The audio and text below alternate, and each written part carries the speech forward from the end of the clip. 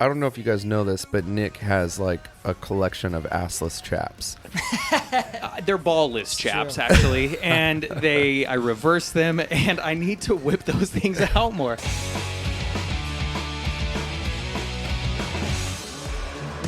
Welcome to your new reality.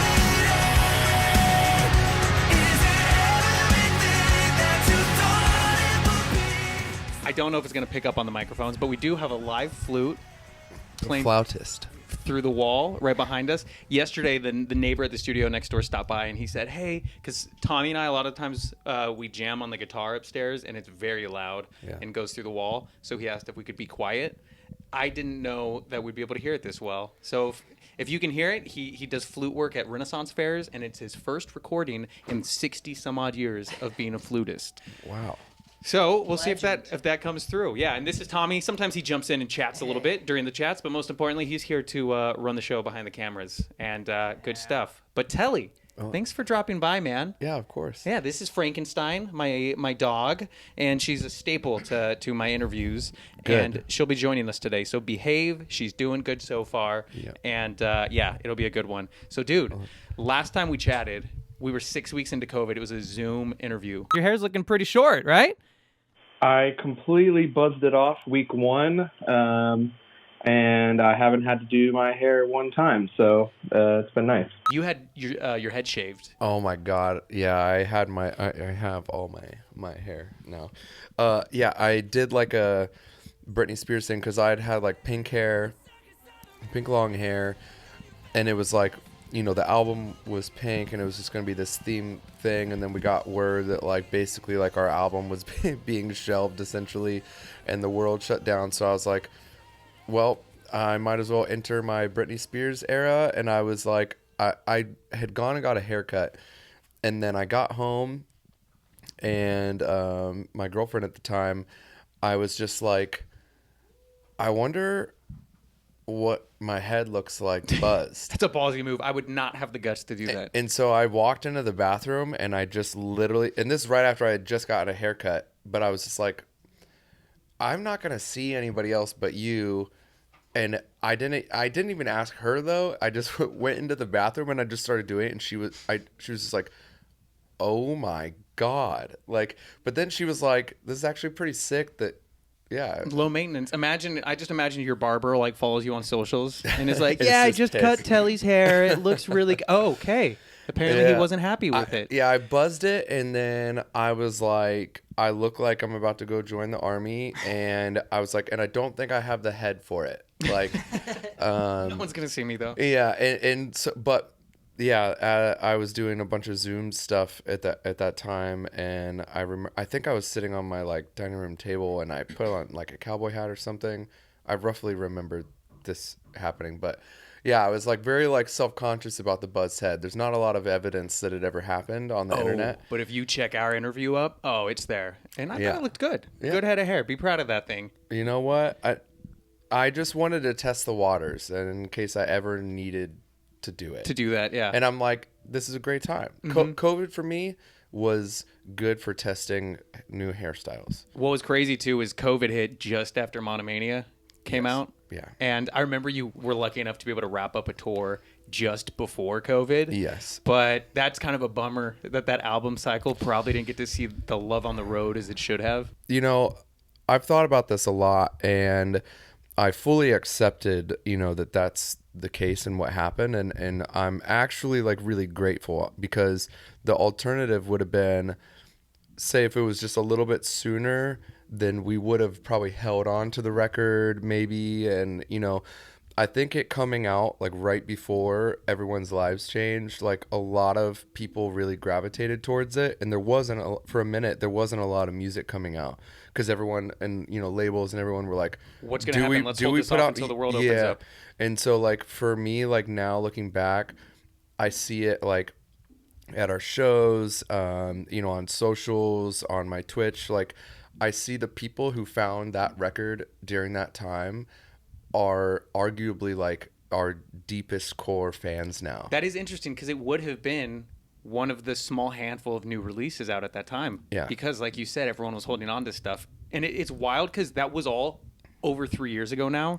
Like, I can't believe that. Time absolutely flies because you're about to enter a new album cycle. Yeah. And it's for Hard Reset. Yes. That's the name of the 7th album from you guys. Yeah. I've known you since 2014. I first met you on Warped Tour then. And actually, one of the first times that I ever got to meet you, I was with Alternative Press filming like a day in the life of a frontman, and I just went back and rewatched it. God, my camera work was terrible then. I've improved. But you had Colby with you out on tour that day. Yeah. What's up, guys? It's Telle, just hanging out. I'm gonna let you guys in on kind of what my day is like on Warped Tour.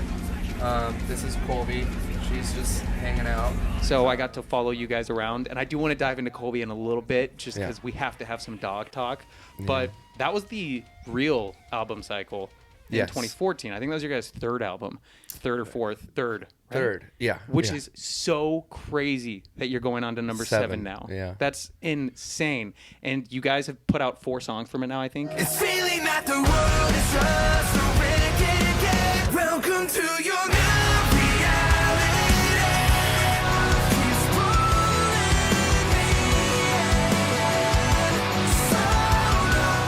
Yes. The latest one is Slow Burn. I'm killing us slowly. Catch me 'cause I know I'm falling slowly. I burn if it meant you'd love me. Yeah, so I think like this flute playing describes me emotionally right now. It's like I really hope the microphones pick this up because it's making it an emotional experience to hear yeah, this. it's great because it's like I feel like I'm like more relaxed, but also like it's like, am I in a therapy session right now? Just talk to me. Just open on up. So Hard Reset, it is what it says.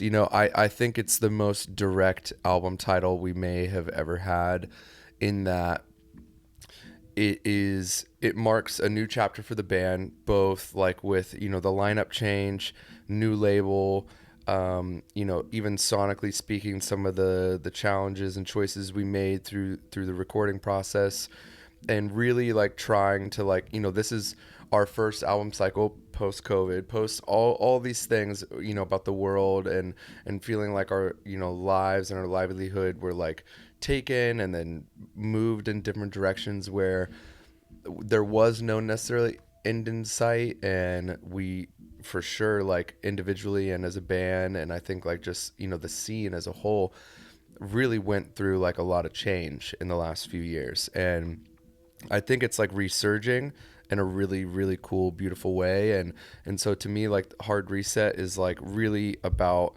like drawing the line in the sand of like what was and all the experiences that we had, accepting that, like reliving it a little bit, but then like letting it out and letting it go. So throughout the record, like there's definitely a lot of conversation about the way the world is, some of the experiences that we've gone through, namely me going through, losing, relationships, people in my life that I cared about, both in like, or not both, more than two ways.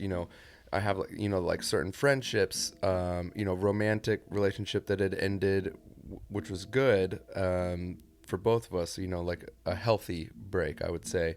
And COVID, I think, sped that up. And I think that's something that happened probably for a lot of people, where it forced people to be thinking about things and dealing with things that they hadn't, because they slowed down enough to realize it. And so like that's kind of like a lot of the record for me is, for the first time in my adult life, like the world stopped. I wasn't touring. I was able to sit and really address some of the things that had happened to me in my life that I never really allowed myself the time to go through. Mm-hmm. And so I think this record is like a really therapeutic, and like it was exhausting in some ways, but like it felt so good to let certain things out and to say certain things. And it's also, I would say, like the first time I've really felt like that angst of like how we were when we first started. Mm-hmm. Which I think is important. Yeah. I think that's great. No, so to me, like, obviously I would never say I'm glad that the things happened the way they did for the world, but I feel like it was, you know, like looking in the mirror for a lot of people, and you had to look inward. And I just was able to do a lot of evaluation of my life, of where I want to go in life. And I just think like that kind of like all comes out in the record in different ways. And, you know, being older now, I look at the world differently. I look at our band differently. I look at what our message can be and the impact it can have. So like there are less songs that are, I would say like frivolous or fun. It's definitely our most serious lyrical record. And because I just feel like there's certain things we need to be talking about, you know, as humanity, you know, tries to progress through this huge shift. And, you know, there's a lot of crazy shit happening in the world right now. Yeah. And I'm like, half the time I'm like looking around, I'm like, does anyone else feel like it's getting worse? Because I do. Yeah. So there's a lot of that, like self-reflection. There's a lot of like reflecting on the things that are happening in the world. Our newest single, Slow Burn, definitely is a very intimate look into the last relationship that I was Sorry, in. I'm trying to ignore this music behind me, but It go is on. now they've added bongos. It was. So I don't know. I can't tell if this is being picked I up. want to hear about this damn song, obviously, but the drums kicked in. I think there's more than one flute now. There's two flutes going on now. Now they're harmonizing. They're harmonizing each other. It's getting more intense as I'm telling about the record. It's I building think up. that they are feeding off of your energy. I if you weren't gonna say something eventually, I'm just like, well, this is getting intense. I just started to smile and I couldn't hold it. I was like, Telly, don't look at me because No, I look like I saw you and I was smiling like, at okay, your good. answer. You're here when I am too. Yeah, it's always hard when you're like trying to be serious and there's like And there's a flute going on behind you and bongos. Yeah. Oh man, you know, never a dull moment here. But Slow Burn, I like it because it's I feel like you're showing the 4 songs that have come out. You guys are kind of experimenting or bringing forth what your last 10 plus years have allowed you to experiment with. Yeah. And all the songs have kind of showcased it differently. I think it's a special song, and you know, it's definitely something you could. As I've seen from some of the comments, which is really cool, people can take their own meaning to it, but you know, it really is an intimate look into, you know, my life in 2020 and into 2021. Feels like I'll never learn in this life, always taking turns. I gave everything I had, didn't listen 'cause it's not what you asked. You know, the challenges that I was facing, you know, professionally, and you know, with what do I do with my life, what's my purpose. I was so fixated. I was so fixated. What were you fixated on? Yeah, on the just flute. I honestly wish there was more bongos in my life. No, so I was just so fixated on like trying to fix like what was happening in my life that I was not even aware of the things that were like I was failing as a partner in my relationship. Yeah. So, you know, I'm going like this way, and in my mind I'm like, I got to work harder, I got to find ways to make money. Like, you know, her industry as well was like really shut down. She's a writer, and it was really shut down too. So we're a household of 2 people who are like, our jobs In a just like shut down pretty world. much gone. Yeah. And then so, you know, I found my way to Twitch, and that was like a life-changing thing for me at the time. And it was at the point where like, you know, I'm able to sustain, you know, both of us for a little while. But then I got caught up of like, well, I have to keep doing this, because if I slow down, then what if it fails, and then now we're both screwed. And so I wasn't really like there. Yeah. You know, like mentally I was just like, I have to keep doing this thing or my life's going to fall apart. Well, meanwhile, my life was kind of falling apart. I just was so fixated on this one part of it that I wasn't seeing it. And that's why I call it the slow burn, because like my relationship was inevitably like falling apart and failing, but I wasn't seeing it as it was happening. And then looking back, I can see like from every point and all the stuff, and I can look back and, you know, at first, you know, just because, like, you know, we cared about each other and, you know, we had this loving relationship and very supportive. The initial reaction for me once I was faced with, oh, like, I think our relationship may be ending, was I wanted to save it, because there was nothing like bad in our relationship. There was nothing that like inherently caused us to break up, other than we just like grew apart. And that's the first time in my life where a relationship didn't have some like toxic thing, or, you know, fighting or something happened that caused the relationship to end. It was like, it was hard for me to accept that was just the reality this of was the just situation. the reality, and that it was healthy and good. So like and then when I wrote the song, was like, I was already way past that, and I'm, you know, like happy for her and we're good friends. So it was, this record is very reflective. It's like me being able to like pinpoint very specific stories, very specific moments in my life that, you know, were really impactful. And now, you know, I'm able to look back and be like, I know exactly how I felt in that moment, but now I'm like the most thankful that she had the I don't know what the right word would be, respect for herself, but also for me to say like the reality of what was happening, and be like, I think, you know, we're growing apart. And then I was like, I guess you're right. Ooh, and that's a hard thing to hear. And so, and then we, you know, there were just conversations, and we just had a conversation, and we were just like, are we breaking up? I think we're breaking up. And it was so strange to have it be like so healthy, but I was able to like then write about a relationship, and like in basically like say thank you to her, while also writing about like the pain of like getting caught up in your life and losing something that's right in front of you. But it was what was going to happen eventually, I think, because it just sped the process up. And so I think like, while it's like this, it feels like it's like a sad heartbreak song, it's in actuality for me, it's more of like a thank you for that respect and for that time in my life where, yeah, sometimes you feel like this is the end of your world and you would do anything to just stop it from happening. And then when you can look back, you can be like, this is the best thing that could have happened. Which is so important. I think that's so good that you were able to go through a breakup like that, because God, I've been through the worst of the worst. And I know. We've bonded over a couple. We've trauma bonded. We've had some trauma bonding, and that's just the most refreshing breakup to hear, almost, I feel like. But I think it's great that you've been able to kind of put that into words that way. That's the power, I think, of like, you know, growing up and being able to have healthy experiences like that. And, you know, this breakup, which like in the moment kind of felt like, you know, how COVID did when the world shut down, like it feels like things are shutting down for you. But as we know, like life does go on, and we find a way.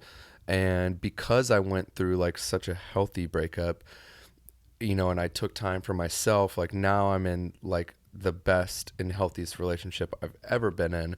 And I think that's like also kind of like a parallel to the way that like the band is now. We went through like this huge breakup of sorts where like our livelihood was cut off. We had, you know, this lineup change, you know, kind of like a breakup where you're just like, man, like this is all I've known now. And there was just so many parallels to the band and my personal life at the time.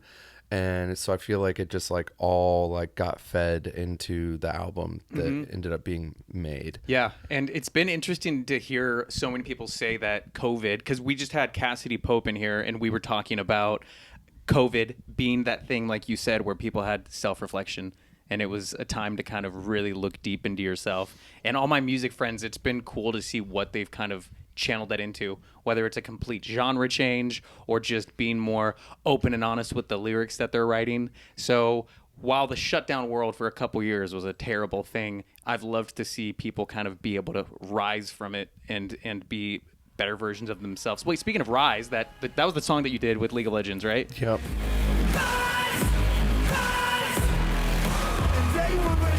about you. We talked about that last time we talked, but you went back into the second song, right? Yeah. So I'll Find a Way? I'll Find a Way is one. Tell me why it won't ever be the same. I'll burn it all, no matter who's to blame. I've actually done a few because I did like a offshoot project with them called Pentakill, and I co-wrote some songs and I performed on a couple songs. They heard that. They said, you Yeah, did they're what? they're hyped up. I wish they like. Can you play louder? But yeah, so you I've kept done- the relationship going with them, which Yeah, is so rad. I've done a lot of cool stuff with them, and I'll continue to do stuff with them. Yeah, Shut I it. know. This music's getting me hyped too. Tell me about the stuff I you feel did, like we're Telly. about to get in like a Congo line by like a fire, and the people are breathing fire. Like I feel this is like a beach party. Like We're gonna vibe. tell campfire stories. The door's open a little bit, by the way, behind you. Yeah, I love working with Riot Games. I love the League of Legends community, and that song, again, like was a life-changing thing for me. So cool. And then love I working with them. texted you right after I did it, because I got lucky enough to interview Lil Nas X. Yeah, which was yep. so dope because he did the song this year, or I guess last year, Yep. for League of Legends. And so of course when I was chatting, I was like, yeah, my buddy Telly from the band The Word Alive, he did 2 of the songs, blah blah blah blah blah. I've got a good friend, Telle Smith from the band The Word Alive. The past few years, he's had 2 songs that he's done with League of Legends World. And that was so sick because that live performance that you did of that, what was that like being on that stage? I like that was next level, like magnitude of scale. Yeah, I mean, going from like, obviously we played some like crazy shows and like some very big festivals. We've never had fireworks and pyro and dancers and like it felt like, like Post the damn Malone Taylor or something. Swift tour. Yeah. Yeah. It's like you're at a stadium. They because of the production, they scaled the stadium, but it was 17,500 people and it sold out in 6 seconds. Really? And that's what I don't think people understand what video games have grown into, which I think is so cool because I was just hosting this event down in Vegas where a Call of Duty event was going on. And it was like at a full-on arena. Every seat was booked. Yeah. And everyone is screaming and cheering like it's a sports game. Gaming is massive. I mean, so between the live audience and the streaming audience, there were 99.8 million people who watched the Worlds is what it's called. By the way, And keep this music up because I'm hyped to hear about this as this music is just pumping up. Honestly, I'm gonna go like I don't know, listen You're to going some next like door flute after music. this. Yeah. You're going I next feel. door. Is this like some weird tiki seance bar? The guy told me that it's it's like an animation studio, but he just said it's a guy from a Renaissance fair. He plays flutes, and we're recording tomorrow. Have you ever been to the Renaissance Fair here? No, I went this year for the first time ever. is it cool? It's very sick. Like I honestly, we all dressed up. We took a van, and just like a group of us went to the Ren Fair. And The Ren Fair. He's so into it now. He just calls it by name. Yeah, I'm going to the Ren this weekend. This is what I've learned, and it is. I mean, we thought getting our outfits were like, oh, this is pretty cool. Like, and we got there and we're like, next level. Oh, people spend like thousands and thousands of dollars on their outfits and like makeup and all, and people don't break character. Like some people come and it's like a part of their identity is like who they are in that community. And there is a community. It's like the people who run it, like they come, they set up and they live there. It's like they have a camp. It's like kind of like gypsy vibe. And I mean, it's just so sick because it pulls you out of the modern world in a way that I feel is really fun and healthy. But it's like, you might feel like some people are like, oh, that sounds super nerdy. And I'm like, I guess it is. But like people who were maybe like questioning it when they were there, they were like, I'm having so much fun. I don't know. And if everyone's on the same page and getting into it, I feel like, because for me, I would love to go to a country, like a Western version of that. Same. And let's start it. It reminds me, there's a South Park I would love episode. that. Yeah. Have you seen the South Park episode where they go to one of those on a class fair and the employees refuse to break character? And it's like these gunmen come in to rob the place. And then he's like, I don't know what that thing is you got there in your hands. What's a rocket launcher? I never heard of something called a door code. Please, Can't you ask some other way? I don't have time for your stupid game. Tell me or you die right now. All right. But I feel like that would be fun because I love Red Dead Redemption and like Westworld. Yes, Close. I love Westworld. That's where Close to Louisville, where I grew up, there's Guntown Mountain, where they do like fake gun shootouts, and there's like a western town. Oh, I've told you about Virginia City, up above yeah? Reno, where I'm from, which is the same thing. But I would love to like stay at a hotel in like a town where everyone's just Western. I think that would be so sick. I would. So we're gonna start. You have a. I don't know if you guys know this, but Nick has like a collection of assless chaps. They're ballless chaps, actually, and I reverse them, and I need to whip those things out more. Yeah, you've only worn them to one of my pool parties. Yeah, so. and then suddenly I'm kicked out. Suddenly I'm arrested for indecent exposure. Like, I don't get it. It's weird, the laws. We should find out if there's a Western one. That would just be so I feel fun like to go if there to. isn't, like, look at how country music is as big as it's ever been, and it's like not even just in like the country like part of lifestyle anymore. Like I think like Stagecoach is brought in. Yeah, Stagecoach is a great example. It's brought in people who like never liked country before, and they're like, okay, but I like this. So I think like modern country has brought in all these new fans and people who like a bunch of different kinds of music and live different lifestyles. I don't know, like for me, like I love the country vibe. I've been saying like I want like a really nice cowboy hat. I want nice cowboy boots. I want Give me a horse. I want like, you know, an all black like Westworld vibe. Yeah, like I I want to love look Westworld. like I could star in Westworld. Yeah. Like that. I think it's the sickest thing. You need to do a Western music video for I would Word love Alive to. sometime. I want to check out a Renaissance Fair now, though, because I know people who go, like, every weekend. There's stuff that goes Yes. on. Yeah, and I know yeah. people who are constantly going to stuff. I cannot recommend enough. We all like I had a group of friends who they go every year, and I've either never been home or just didn't go. And they're like, you have to go, you're home, you can go. I was like, okay, I'll go. And I went as like a monk. And That's why you shaved your head. yeah, it was foreshadowing. So but I went and I was like, I'm in this. I'll go every year, and as long as I'm home and can. But I'm like, yeah, I'm in it now. Mm-hmm. And I tell everyone who asks me about it or brings it up, I'm like, go. You have to go. Mm-hmm. I guess we'll dive back into actual music talk. Although this Renaissance Fair stuff was great. So with the new album, Yeah. Hard Reset, which first off, the first song, what is it called? The Word Alive is Dead?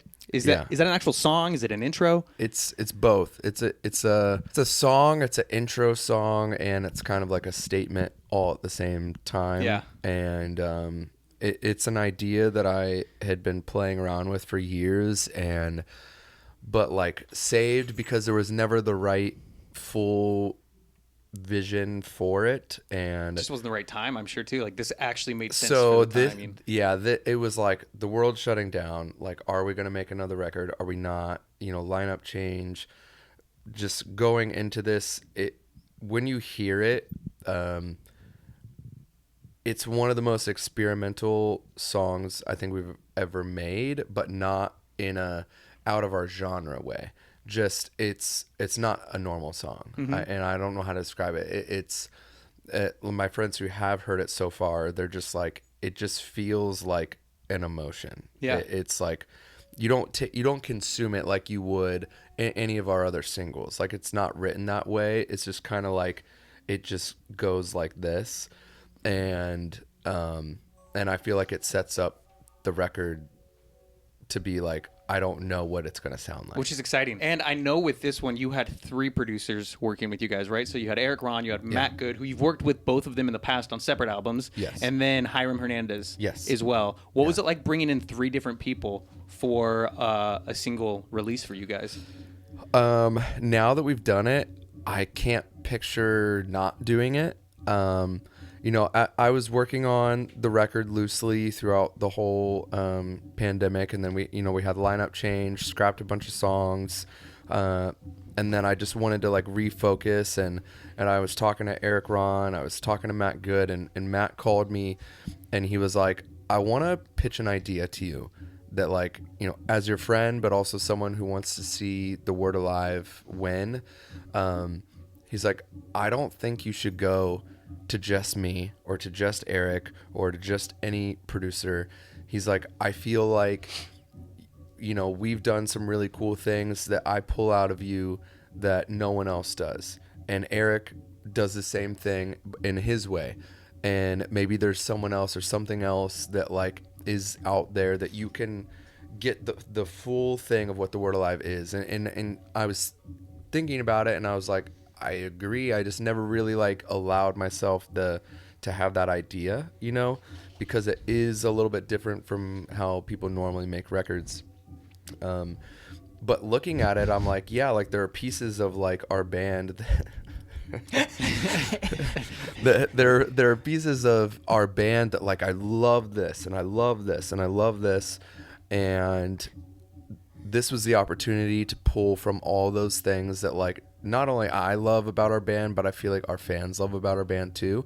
And Matt was just like, let's just try it. Let's just see what happens. So I did 2 songs with Matt, 2 songs with Eric. Well, it's some more songs with Eric too that I think will be coming out as well at a different time. But 2 songs on this record with Eric, and then either the rest was myself or then with Hiram. Mm-hmm. Most of the record is with Hiram.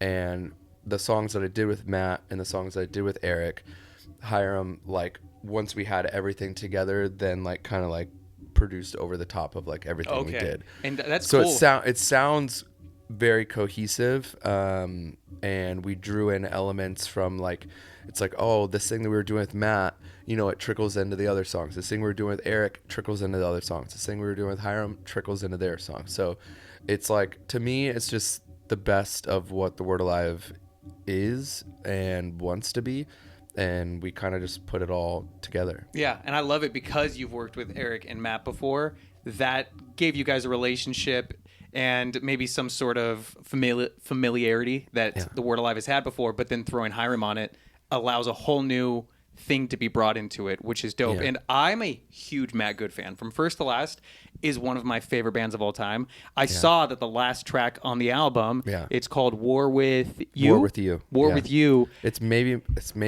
don't tell everyone, but it's maybe my favorite song on the record. Okay, and now when it says featuring from First to Last, is Sonny Moore gonna pop up on this? Yeah, I know. I know people are gonna think that because Sonny had come back and done some songs. Yeah, with Make them. War was one of them, which was but fantastic. A great song. I actually, a little tidbit, I sing on that song. Really? Yeah. Oh my God, So, I love that. Like I genuinely was obsessed with that song when it came out.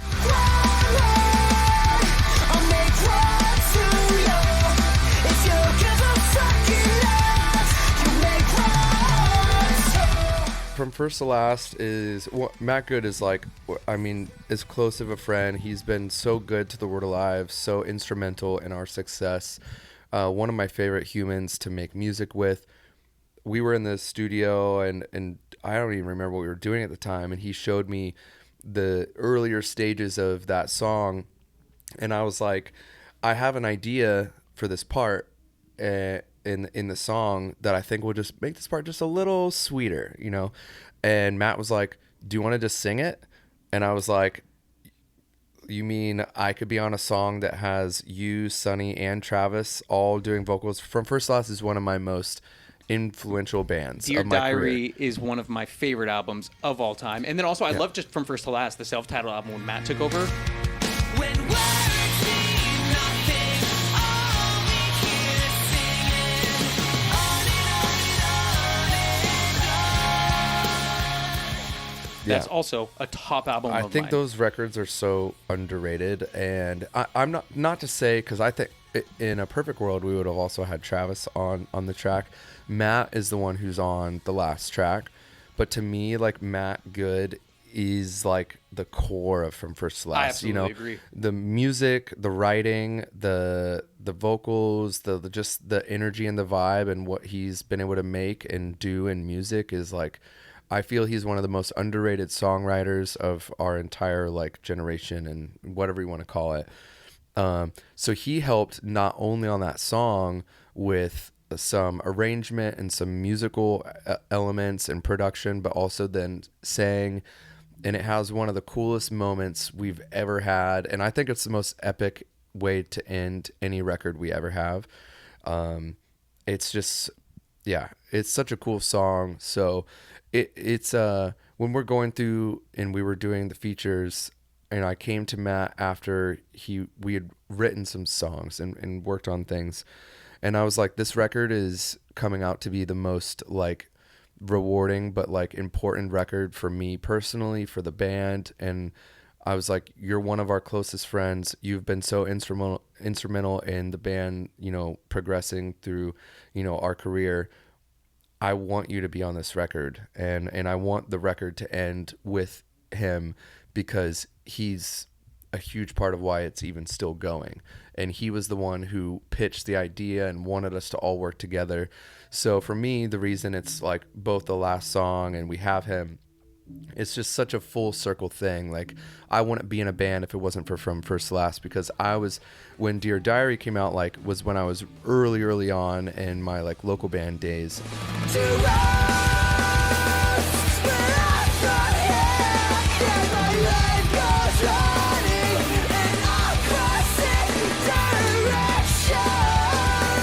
And I was just like, I just want to be in a cool band, like From First to Last, you know. Oh my God. And they weren't the first band, you know, that got me into music, but they were the band that I think like really pulled me into like being in a band, if that makes sense.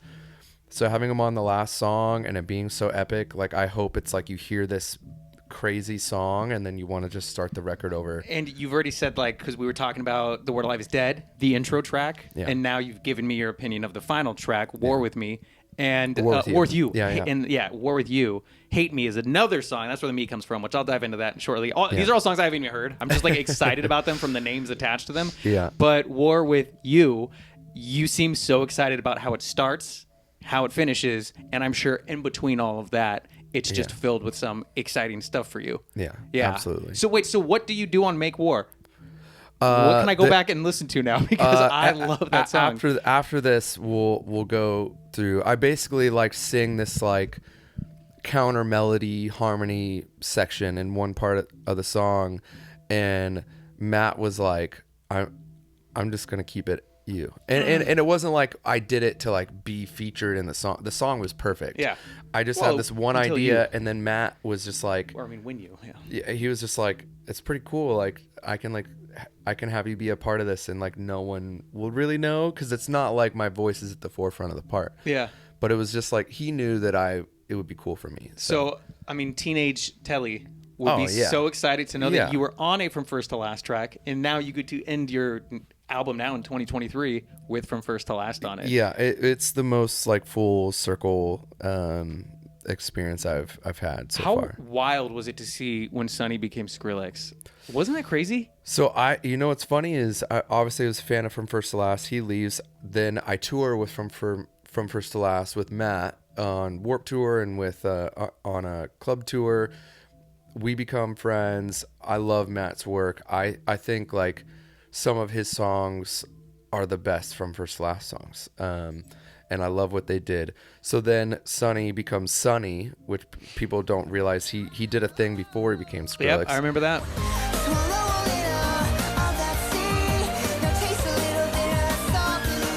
And I actually really thought that was cool. And then he goes and just changes the entire like electronic music world with Skrillex.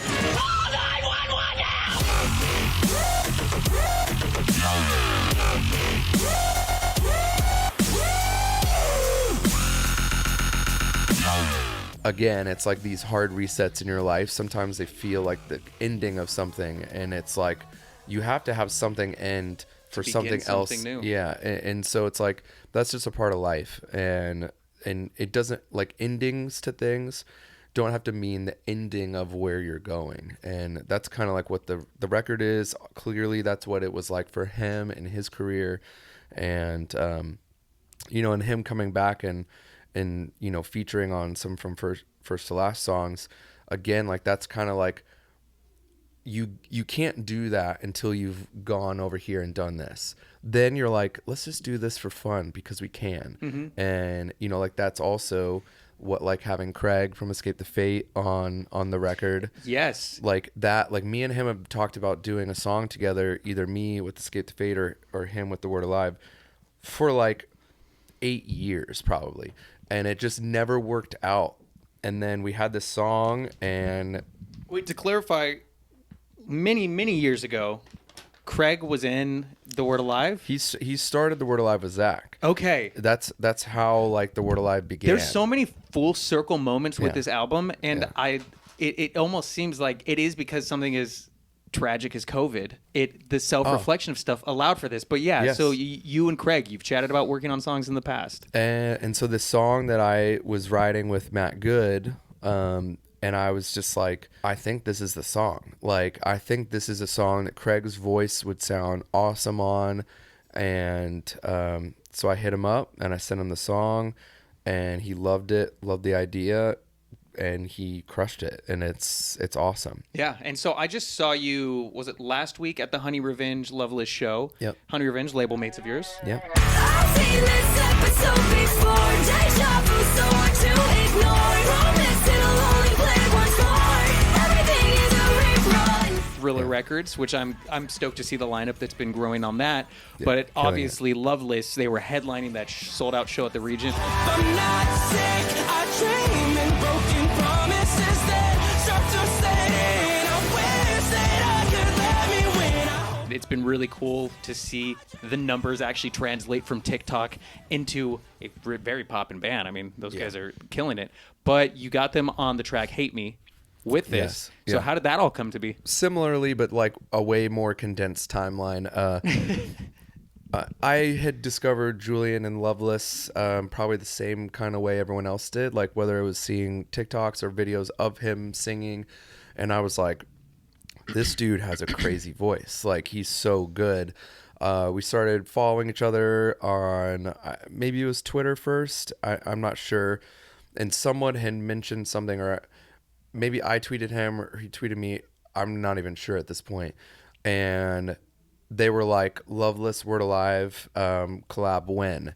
And then I was like, and no one knew this at the time, but like I was like very deep into writing the record, and I was like, I'm ready when you are. And he wrote back, he's like, let's do it. And then we started talking behind the scenes a little bit, and that song too is actually like, this record is just full of moments for me that like were so rewarding, because it was like there was a time where the band could have ended and I think everyone would have understood, or like been like, yeah, this is the path they're going. Hate Me started as a song that I wrote most of it in 2019, actually. Before COVID for Monomania. Okay. And half the band just didn't see it. They're like, just not really feeling it. The song wasn't done or as polished as obviously like what you'll hear now. But it was still like, it was that song. And so I was like, rather than like try to force it or fight that, I was like, okay. So I just kept it. And then when, that half of the band left, well, then we're only left with the two people who were like, this song's fucking awesome. So then me and Zach were talking, and I was like, I want to like go back into this song, rework a couple things. So I go and I do that with Hiram, and at the same time, like, these conversations are happening with Julian, and I'm just hearing this. It's probably one of the most anthemic songs on the record. A lot of the songs might dip on like the darker, angrier, sadder, whatever side of things. This one is kind of more like it's like the fuck you, like if you think like you're gonna break me, like just that's not gonna happen. It's kind of like that angsty, like chip on your shoulder Like song. you said, you're bringing that angst back. Yeah, and so I felt like Julian would be able to relate to that, because as they're separating their career as like true artists themselves and not just like him singing cover covers, band. yeah, I just felt like he would understand the message of the song, and like part of it's kind of like a song that I wrote from a perspective of like my relationship with the music industry. And so I sent it to him. I told him what it meant to me, and he sent me an idea back that's most of like his idea in like 45 minutes. Oh, he was quick with it. Because he was like, love the song, and he was like, I'm just gonna do like a rough the idea just to see if I'm on like the right track. And I was blown away. I was like, it was even better than I could have hoped. Like his part is so crazy, and he just added so much flavor and spice to the song, and it's like it's exactly what I hoped, but then like multiply that by 10. Yeah, like, and I feel like that's pretty much what every feature on the record did, was like they took it, they made it their own. They did exactly what I would hope they would do, which is be themselves, their authentic selves and their artistic selves. But like him in particular too, like he went to town on his part, and it's like it's so sick, it's so cool. And we were just talking about it at the show, and he was like, when is it coming out exactly? And I told him, and it's like right before my birthday and about a few weeks before his. So we're like, this is our early birthday present to everyone else. That's perfect. And I love that with the features on this, you're doing something with like Julian, which is working with a new artist.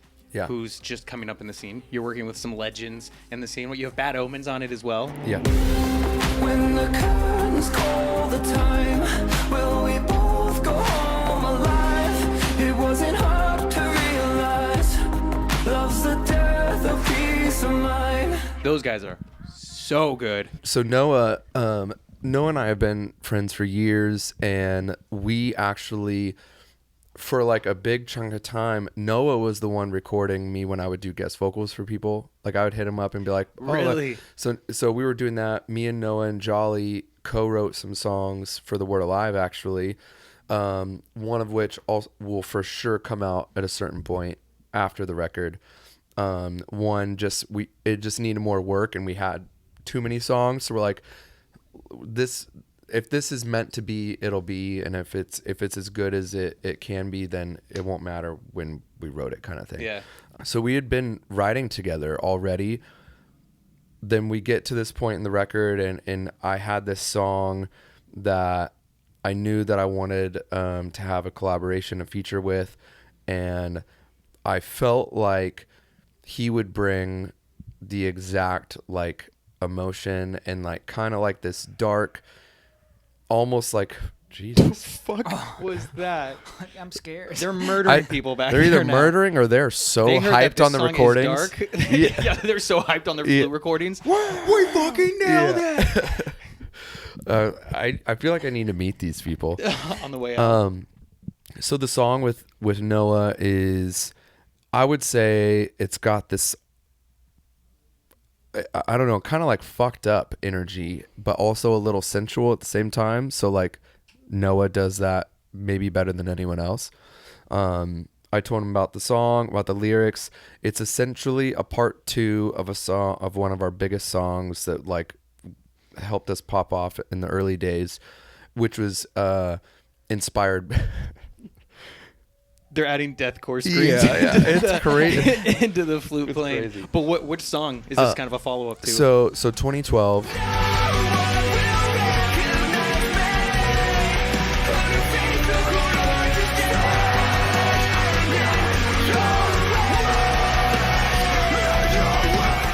Which I wrote after I watched the movie Law Abiding Citizen, which has Gerard Butler in it. It's a really fucked up story. Great ending. Great ending. I haven't seen it. So Tommy, is it a good movie? Yeah. Would I fall asleep during it? No. I don't Okay, think so. I'll watch it. I'm It's the got king some of good- falling asleep in movies. It's got some good turns and twists. I think there's portions of the movie. It starts so wild that I think you can get through the lulls way easier because you know something's coming. Yeah. So wrote 2012 about, essentially, you're familiar with this then. 2012 is about the like right after the beginning of it. Okay, yeah. And then this song is about the ending. Ah. So it's the part 2, but I didn't want to call it a part 2 because it's its own thing.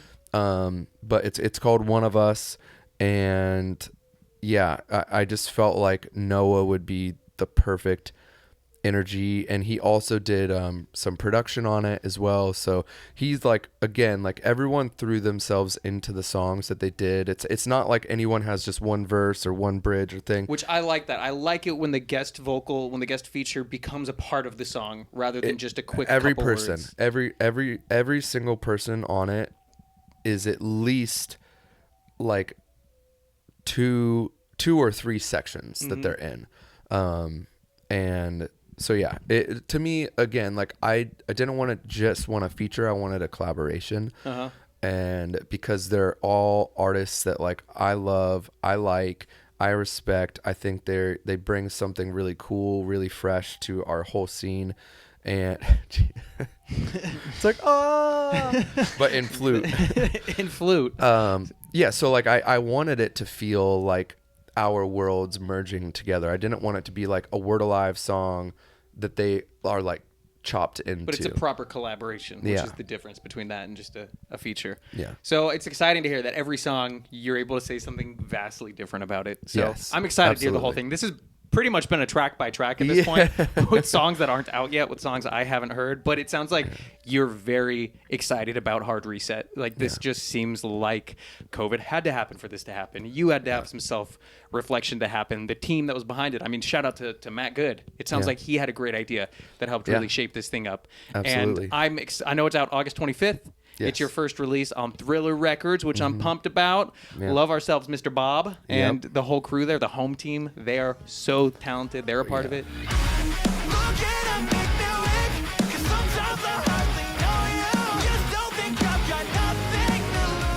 Yep. Word Alive's a part of it.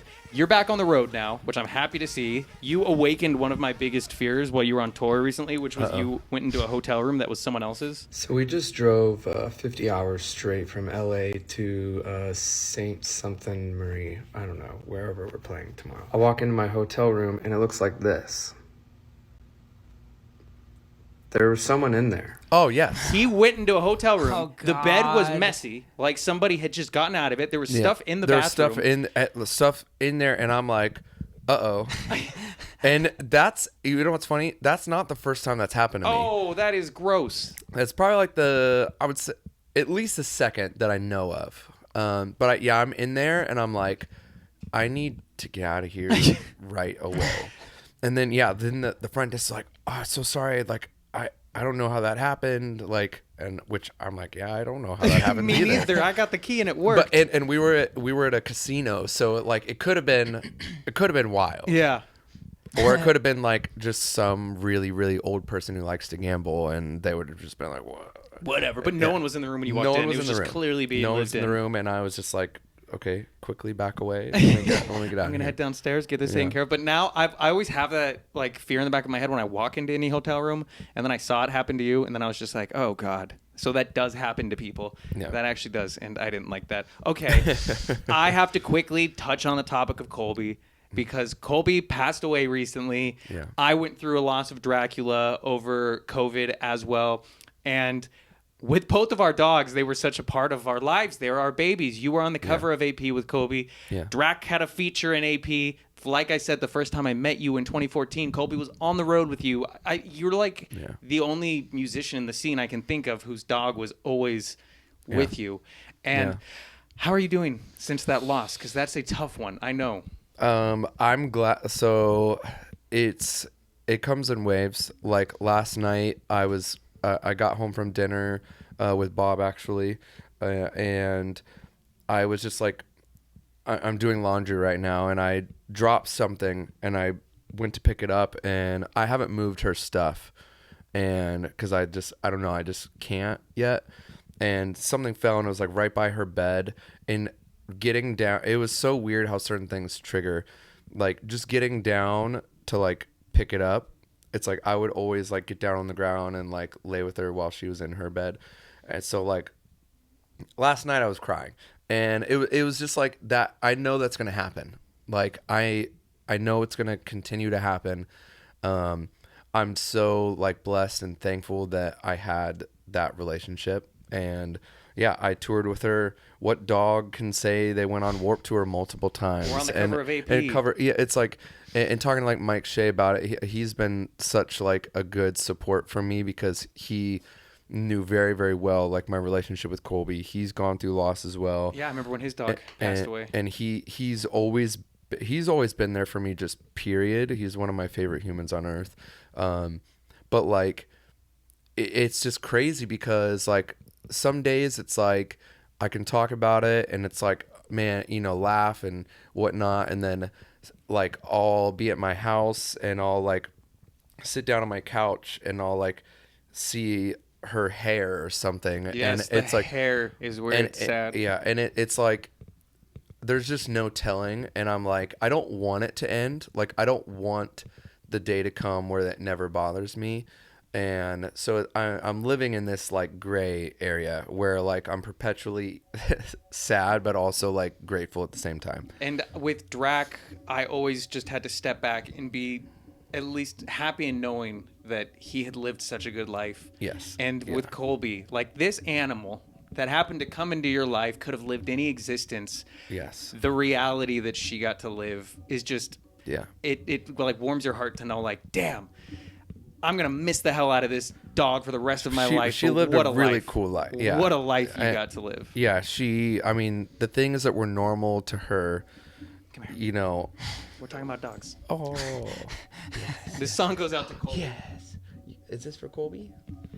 Okay. But yeah, her life, just what she expected. Oh, this is reality. Yeah. Is insane. Yeah. No, I'm definitely very aware of that. And, you know, because of my lifestyle too, and having that consistency and that like just always something to come home to. And you know, because when she got older, I stopped taking her out on tour because, you know, I was just like worried that something would happen, and I didn't want that. So I would leave her home, and you know, just coming back and just being like, yep, I'm gonna get home from tour, and then I'm gonna get my dog, and then that's my best friend, and we're gonna do our thing.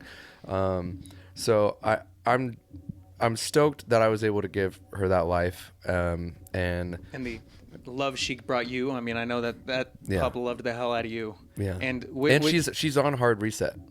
She's on. Oh, okay. I wanted to mention this. So you posted the clip. Yes. You recorded like her yes. breathing. Colby, your vocal take made it on the record. So this is your take. We had to mess with it a little bit. You did a great job. And then we made it a thing. She's on the record. Like, I knew that this was probably gonna be her last. Like, she's been in the studio with me every record I've made since Life Cycles.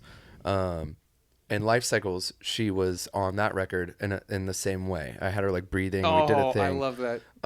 So it's like her first record and then her last record, and so I wanted her to be like, you know, immortalized or whatever you want to call it, like in this important. And record. She was such a member of the Word Alive family. So I don't think anyone knows who I am who doesn't associate probably me with her and then the band with her. Yeah. Like it's With Drac, I never got rid of any of his stuff to this day, but any of the toys and beds, it's all Frankie's now. And it's been like, he had toys that were so new that he never got a chance to use that she has demolished now, which is kind of sad. But then like at the same time, it's been cute and adorable to see her make use of all the Drac stuff, and I don't know when or if the time will be right for you to get another dog in the future, but I know that when you will, it's always like, I can't replace Colby. There's never going to be another, and that's true. That's true. Each dog is their own individual, but you will find another dog someday. Yeah, I mean, I'm a dog lover. I grew up with animals, and like I always want to have pets. I definitely am taking a break, and I think my lifestyle and my schedule right now, like with touring, my girlfriend, she's a nurse and she works like long shifts. It's not really feasible for me to get another dog anytime soon, and give them the same life that I was able to give Colby. And so like that's like kind of, I set the bar like very, very high, and I'm like, I don't want to take on that role and responsibility without being able to provide that same experience. So it'll be a while for me. One day though, I'm gonna spoil the shit out of and you will love it. But for now, it's time to heal. Time to just focus on yourself, on the career, the upcoming album. Telle, thanks for stopping by. Of course. This might be my longest interview of all time. I think so. I think we may have covered plenty, but I'm stoked that the 7th Word Alive album is coming out. I'm sure I'll see you at a show in the near future. I see you. Well, we just saw the Used before you went to Greece. I hope that was awesome. By the way, was it Greece that you went to? Turkey. I went there years ago, and it was hot. Middle of summer. I loved it. Was there a lot of dogs on the street? Yes, and I wanted to pet them all. Well, next time we chat, fill me in on all that. Whatever other trips you get up to. Yeah. But August 25th is the release date, 1 month after my birthday. You could have scheduled it a month earlier to be on my birthday. Yeah. But I thought we were celebrating your birthday for a month. Oh, you're right. That's what we talked about, actually. This is actually the finale. The finale. Yeah. So I'm excited for that. My birthday bash is going to be great. You're welcome. Word Alive is doing a live show there. It's going to be really cool. No, but I can't wait to hear the album because you're genuinely so excited about it. The names on it, from legends to new names, it just sounds like a fun, fresh chapter of the Word Alive. And kill it on tour, kill it with everything else, and play us out, guys.